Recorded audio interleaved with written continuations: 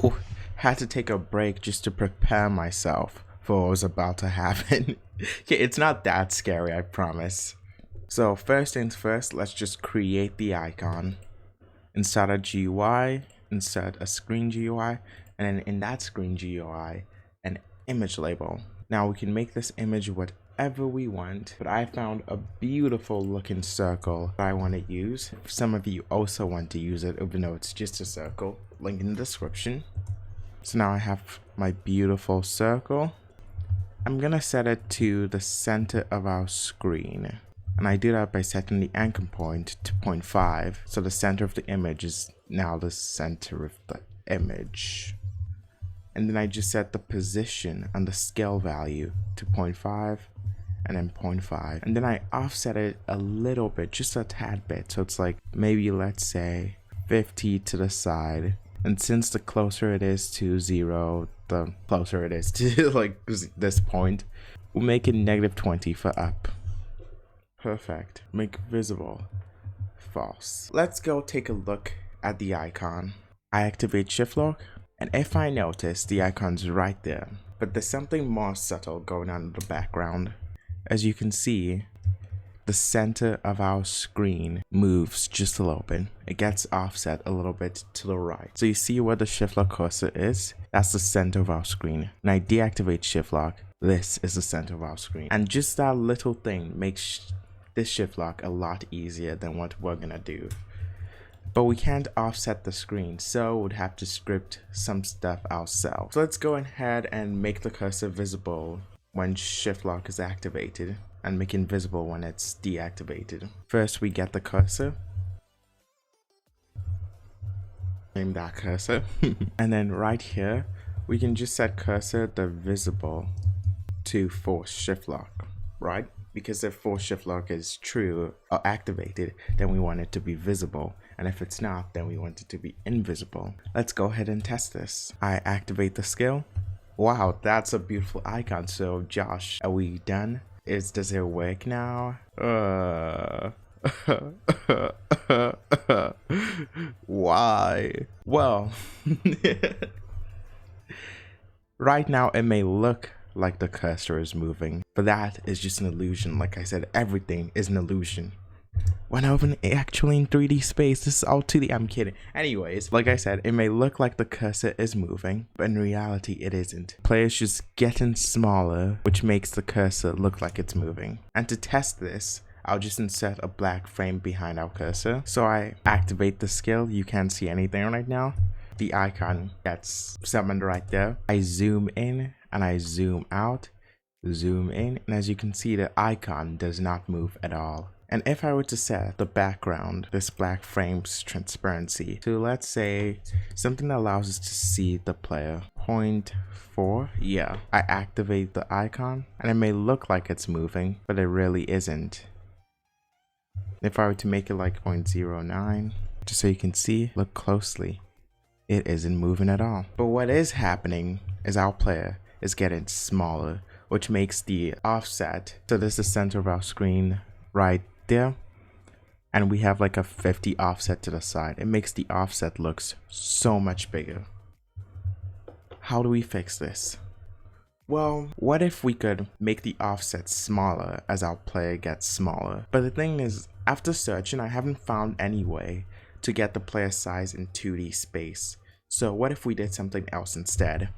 Since the player gets smaller, the farther our camera is, what if we make the cursor's offset smaller the farther our camera is? It's brilliant. Let's go ahead and try that. I'm gonna create a function called createCursor.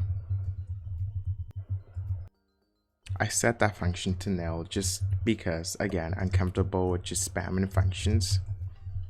And then right here in the loop, I create the cursor because we want it to constantly be updating, right? That's why I created it outside of this function. Now, what do we want to do exactly? Well, first let's get the focus distance. As I said again, it's just how far away our camera is from our player or our player's head. So character the head depth position minus. Let's get the camera because we're going to use it a few times.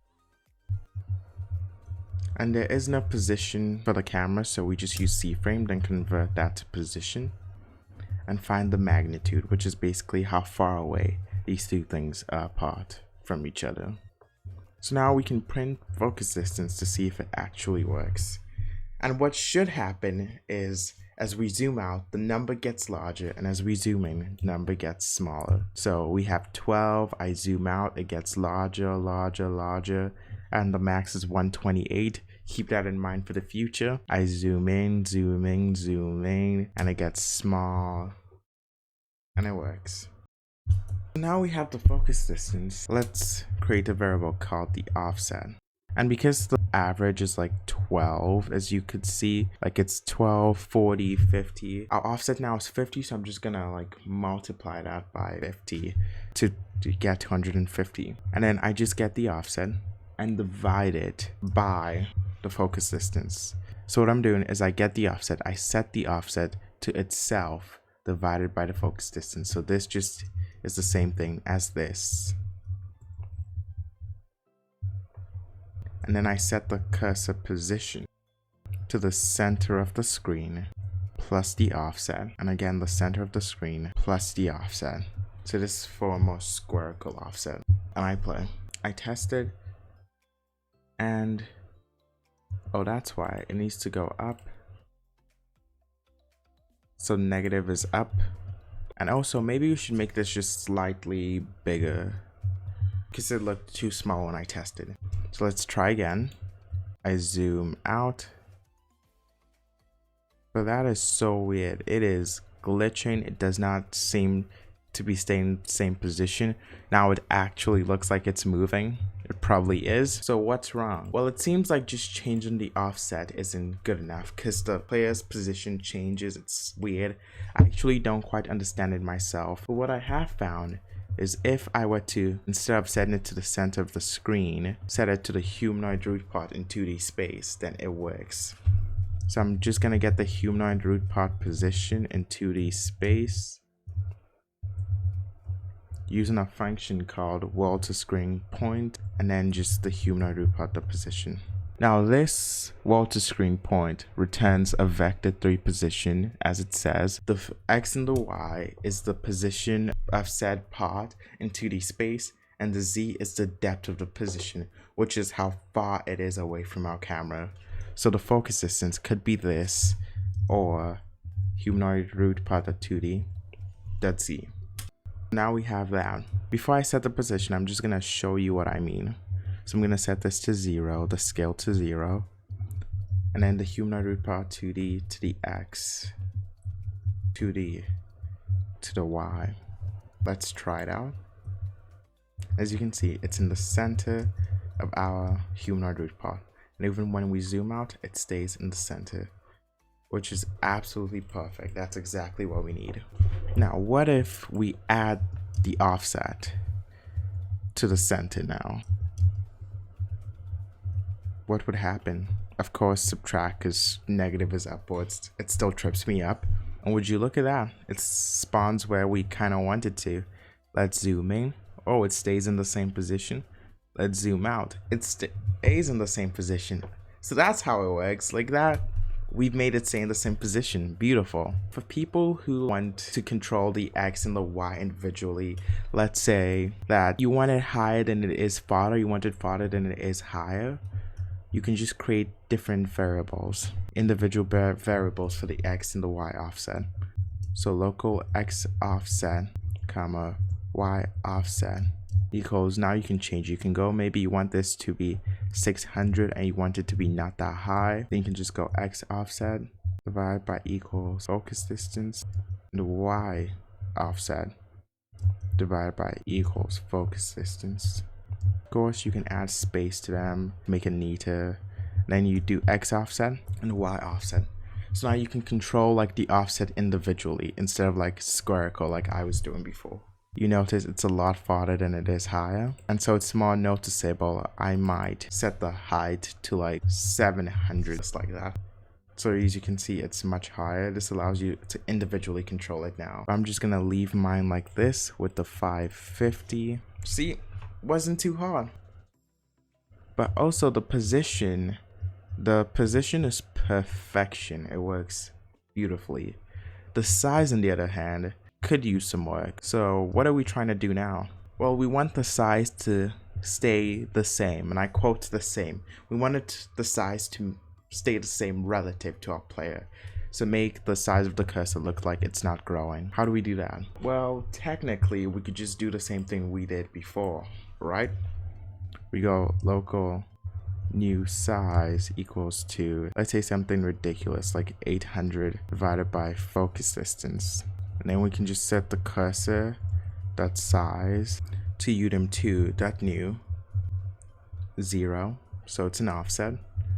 New size, comma 0, comma new size.